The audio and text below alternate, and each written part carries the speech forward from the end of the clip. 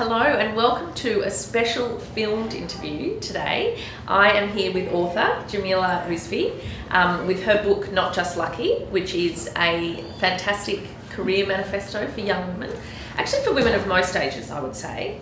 Yeah, absolutely. That's certainly what I was hoping. I didn't want to put an age on it. Yes, but I think the fact that you are a young woman yourself. Do I still get to be young? I'll take it. Yeah, I'll take it. So. Yep. I mean, you have worked for 2 prime ministers. Yes. And you started working for one when you were 22. Yes, that's right. Yes. And so I was young then. You were young then, and then you were the editor-in-chief of Mamma Mia. Yes, that's right. Network, which was the biggest women's website in the country. So these are all milestones and career achievements you achieved while you were young.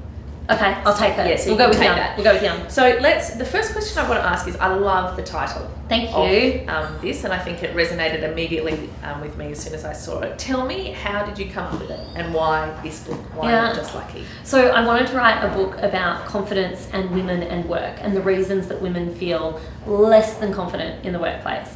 And the title kind of came from that. So it came from the fact that whenever I sort of saw my heroes speaking in public or saw them interviewed in big magazines, women who are at the top of their game, like the peak of their career, the best, in the best work shape of their lives. And people would ask them, well, like, how did you do it? Or can you give me any tips? Or what was it that worked for you? And they would consistently use this word lucky. So women who are hugely successful often say things like, I was in the right place at the right time, or I just got given plenty of really good opportunities, I was just really lucky. And while that's undoubtedly true, luck plays a role in everyone's life, I think there's something more going on than that. I think there's hard work and natural talent and honed skills as well. And I wanted to explore why it is that women in particular seem so uncomfortable about admitting that. Yes, and I think, while you're saying that, through my mind is clicking through people that have said that, but also you said it. Yes, definitely said it. I say it too. This entire book is very much do as I say, not as I do. Yes, but also that is quite modest, because you have had an incredibly successful career, even at the young age that you are. Tell me, was there a point when for you started thinking, maybe I am attributing the fruits of my labour to luck? There wasn't a particular point. As I said, the idea really came from watching other women and how other women behaved, but this is definitely a term I use. And I think what I started to realise, that when I was saying it, I didn't even necessarily believe it. Like, there was parts of me that thought, I've had some really great opportunities, I'm definitely a privileged person, I've had a great education, a middle class upbringing, all the rest. But when I was saying luck, a lot of the time it was because I'd had some particular form of success and I was really worried people wouldn't like me. And I think when women say, oh no, I was just lucky, the unspoken words that go along with that are, I know I'm successful, please don't hate me. Yes, I think... Because we do. Our country, I think the developed world generally, has a problem with successful women. Yes, and I think you are absolutely spot on there in that the deflection is... Because, can you imagine actually saying, I'm really successful because I'm amazing? Yeah. I hate that person straight away. I know, of course you do. We all do. But I wonder, do you think, is this a female trait? Do men, and I'm asking you this because I can't think in my head, do you think men attribute their success to luck the way women do? Look, not in the same way. So, at the micro level, when you're dealing with the individuals, there are obviously men who use the word luck and who are more self-deprecating and the rest. But when we go up to the macro level, men and women behave extremely differently when it comes to this sort of stuff, particularly around work. So men are much more likely to have what's called an internal locus of control, and women are more likely to have an external locus of control. So women think the world sort of happens to them. So when good things happen, they kind of go, oh yeah, like that was just the world gave me that. That's just the circumstances made that happen. Whereas men are have more of a sense of, I control my own destiny. I am the one that made this happen. Except, interestingly, when things go wrong, that's when men tend to talk about luck.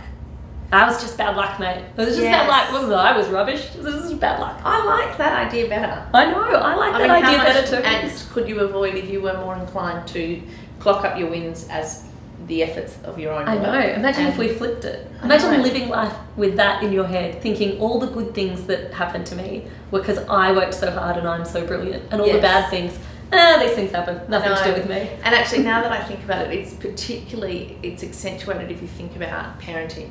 Because I was just interviewing a woman earlier, and she was making the comment about, she'd been away for a work trip and she came back and the kids were a little bit clingy, and she said, immediately it's like, well, that's my fault because I did this. And it's funny because the minute something in my house, the kids misbehave or something, they don't sleep, immediately I'm like, well, it's obviously I've done something. Me. Yeah. So it's interesting, isn't it? It's quite pervasive, even not just in a career sense. Yeah, I very much looked at the career context, but a lot of the psychology in this book, a lot of the sociology is kind of applicable to how women interact with the world more generally. And it really does show that this is genuinely something about how women's brains behave.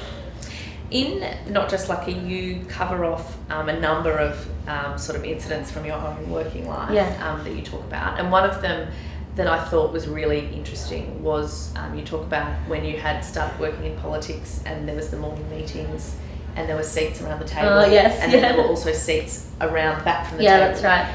And you said, you walked in and immediately took one of the outside chairs because... Talk me through the psychology of that. Yeah, so these were actually the Chiefs of Staff meetings at Parliament House, right? So they were chaired by the Prime Minister's Chief of Staff, and all the other Chiefs of Staff would be there. So literally the most powerful people at that time, the Rudd government. And I was sort of acting in a position, and I would be very nervous before these meetings, and I would always take a seat around the very outside of the room, never at the main table. And interestingly, the more senior the minister you worked for, the more likely you were to take a seat in the middle table. And that kind of makes sense, right? Yeah. Unless you were a woman. There were very few women in that room, other than me. I think there was sort of 3 or 4. And all the women, no matter how important their boss was, so no matter how important they were by proxy, they would sit on the outside. And often these young guys from like junior ministers' offices who weren't that important would stroll in, sit right at that main table. I'm talking like hands behind the head, feet up on the table, I'm in the place, full man spread. They were just so comfortable with themselves. And that is a real psychology of belonging and believing in your right to take up space in the world of work. Whereas I think women are often made to feel, and as a result we often do, make ourselves small at work. There's a sense of still feeling like outsiders, still feeling like we've just been invited into this space and we'd like to be allowed to stay. And so what would you recommend then, based on this book? Do you recommend walking in and taking one of the big seats? Oh, look, I think if you can, go for it. I think absolutely. I think it does change how you feel, right? A lot of the research I did for this book is about the interaction between your physicality and what goes on in your brain in terms of confidence, right? And you can actually make yourself feel more confident by faking it. Yeah. Faking it till you make it is generally terrible advice, but physically faking it does actually tell your brain and send messages to your brain of, oh, I should be confident. I'm being confident here. Yes. I feel comfortable here. So taking a position of power, standing powerfully, speaking powerfully, all of those things, they do actually have an influence on how you're feeling. Yes. I mean, I guess faking it in the confidence realm is probably generally very successful. I find that personally whenever, if I have to give a speech, if you've got to give a presentation, if you just mentally prepare as if I'm going to walk in there and be confident, it happens. Whereas if you actually stop and think for a minute, oh my goodness, what are they going to think of me? Then it's a complete disaster. Yeah, absolutely. And a lot of this book is about kind of unpicking all of that stuff. So one of the loveliest responses I've had so far is the number of women who've been writing to me and going, oh my God, I thought I was the only one in the world who felt like that. Or saying, oh my goodness, it feels like you're inside my head. How is it that we're like the same person? And the reality is we're not the same person, like at all. We're all completely different. The common thread here is that we're women in a world of work that was made for men, that was built by men for men. And the reason we all feel like this is because we're women operating in what is still very much a men's world. And perhaps that's more subtle than it used to be. Some of those really obvious visual barriers to equality are gone, but there's stuff that remains underneath, and that stuff really wreaks havoc on your confidence because you start to think, oh, maybe it's not the structures around me, maybe it's me. Yeah. And also, I mean, the thing is, with this, the numbers count. So if you're working in an executive team and there are 10 people and there's only one woman, then even though we might have made advances in the workplace in the last 30 years, the dynamic is still very much, there are 9 men here and 1 woman. And so you are sort of accommodating yourself into that setting rather than coming into that setting on an equal footing. Absolutely. And culture is set at the top. Culture begins at the top and it comes down. And how that boss treats the person directly below is how them as a boss will treat the person below them. You know, very much that's how workplace cultures are developed and how they evolve. In the start of the book, you talk about sort of being at the lectern, about to deliver a speech, yes, to the graduating class at the university, yep, where you attended, and you say you talk through that process of sort of being in front of men and women, yep, and wanting to give them an address and a message about yes, their success and what they can create, but the dissonance of actually realising, but I know the workplace you're going into is not going to be equal, the opportunities yep, are not going to be equal. Is that when you decided that you needed to write this book? I'd love to say it was that much of a light bulb moment. That was the day after feeling like, so I was at the speech at the ANU, I was looking at this room of men and women, literally about to start their sort of professional working lives, and I wanted to give 2 different speeches. Like I wanted to take the women into another room and be like, girls, this is how it's going to be. Yes. Give them a completely different speech to the blokes. And that night I did go home and I started taking a few notes about what I wished I could have said to the women. I don't think I realised at that point it was going to be a book, but that was definitely where the ideas began. And it, you know, it sounds a bit overblown sometimes. I think, you know, I was chatting to my dad just the other day and he was like, oh, come on, Jamila, you don't need a completely different speech for the blokes and the women. And I was like, well, yeah, you do, Dad, yeah. because... Has your dad read? I believe he's about 3/4 of the way through. He's struggling with a few of the concepts, but he's getting there. But it is true, because the numbers don't lie, and like you said, the macro stuff doesn't lie. And while you have these individual interactions in the workplace every day, and now and then you might go, that feels unfair, that feels a bit sexist, but or maybe not, and you just kind of shake it off. It's always almost impossible to know the motivations on an individual level. Yes. But at a macro level, we know something's going on. Yes. We know something's going on because those young women in that room were going to walk out, first day on the job out of university, and on average earn 10% less than the blokes. Yeah. And I'm not talking about just about different degrees. No, you know, women now do more higher level degrees, more of them doing law and medicine. Yes. You know, the higher earning stuff, and yet they're still ending up paid less than the blokes. And then that money, that gap just gets bigger and bigger and bigger. And then they're still told by a lot of people. I mean, I get told this, I'm sure you've been told this, the pay gap is a myth. Oh, you're making it up. Yeah, my Uber driver the other day says to me, do you believe in the pay gap? And I was like, it's kind of like climate change. Like, it's not a belief thing, it's just an is thing. Like, it's a fact thing. Yes. But I think that because... particularly women graduating from university at this point in time, or in the last 10 years, we've been through an education system where we are very much, it's entrenched that men and women are equal. Yes. I mean, I do believe that in our education system there's not any noticeable difference between the way girls and boys are treated in classrooms. Yeah, we're pretty good. We're pretty good in schools. And I think that sets you up with this belief that things are equal, and I think we're given that message a lot. And then the other compounding factor is that as women, we are socially conditioned to want to be liked. Yes. We don't want to ruffle feathers, so we don't want to. How many of us have been in a situation where something revolting has been said? Yeah. And we don't bring it up because we don't want to be the person. Yeah. We don't want to be the angry woman who can't let a joke go. Yeah, exactly. Because being that woman's really hard. Yeah. Yeah. It's not an enjoyable thing to be. And it often really, it rarely ends well for that woman. Yes. And in the book, I very much, while a lot of the book is about you as an individual woman in the workplace and what you can do to feel more confident navigating these very gendered structures, I wanted this book to be about the collective. I wanted this book to be about the sisterhood, because while women as individuals have very little power within institutions, women as a collective have a tremendous amount of power. Like, we are 46% of the workplace and growing. Yes. And growing. In numbers alone, we are important now. Yeah. And our sheer volume of us in the workplace makes us important. And I think it's so important that as women we realise that our advancement in the workplace is very much interconnected with the women around us. Yes, which is a very inspiring message. And look, it's a message I think that you deliver very well. Thank you. I appreciate that.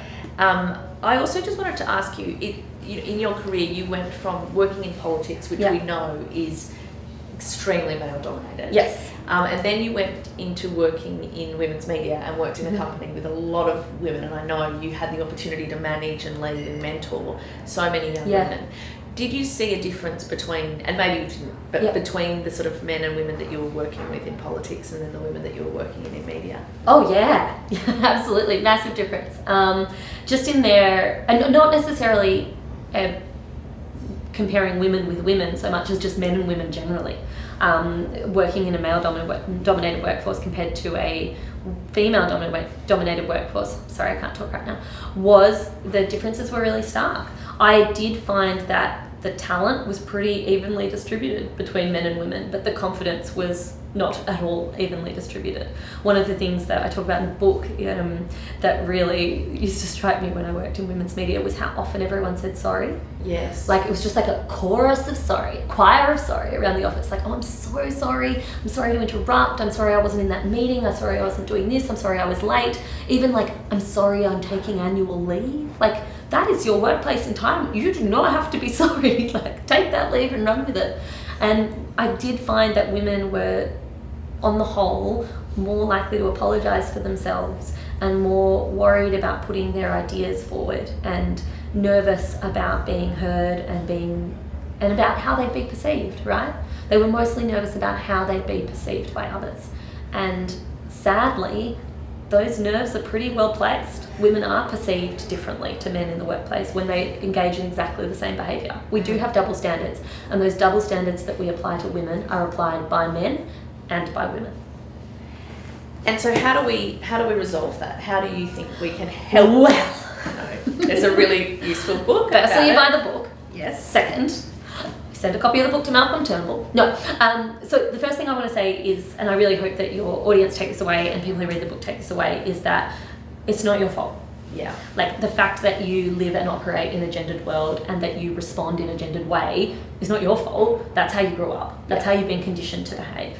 And I think there's such an important role here for government to play, for business to play, for employers to play, in terms of working out how we can level the playing field a bit more. Simple thing we could do is have more transparency about who gets paid what in an organisation. Who says that has to be secret? Why does that have to be secret? Why? In the public service, it's all transparent. We know how much everyone gets paid. And that means you can negotiate from a stronger position. You know who's comparable to you, and you can really fairly assess what you're worth. That's just one little thing we could look at doing, for example. But then there are things you can do as an individual. You can look at your own behaviour. You can look at the way your brain is responding to things, and when you feel self-doubt, when you feel anxious, when you feel like an imposter, when you look to the woman beside you and feel like she's your competitor rather than any of the blokes in the room for that promotion, you can question that, and you can question that behaviour.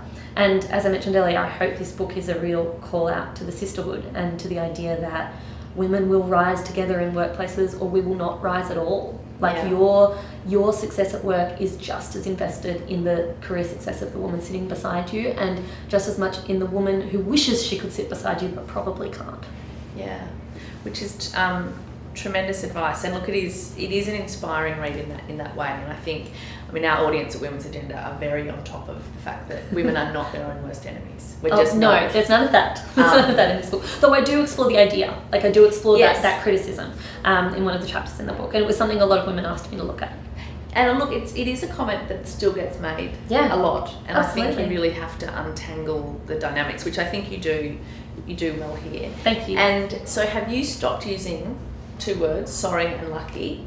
Are you using them less? Yes, I'm definitely using lucky, yes, partly because everyone I know now pulls me up and I can't use it in public because of the name of the book. I'm struggling with sorry. I'm working on sorry. Yes. I'm also working on just. Just is another. There's a very interesting section in the book about the word just, and I am guilty. You're a just user? I have started using, instead of saying sorry when I write back to an email, I always say thank you for your patience. Because like nice. A lot of people that work, I get far more emails than I have the time to reply to. And I used to find I was writing sorry in every single email I wrote, and now I'm trying not to, and I'm saying thank you for your patience. I think that's good. Just being a little bit conscious of how we use language and why we use language can be really important. Yes, I think so. Jamila, thank you so much for your time. Thank you for having me. Thanks for reading the book. Yeah, no, it's a pleasure. Thank you for writing it. It is very well researched, and it is a very compelling read that I'm sure you will enjoy.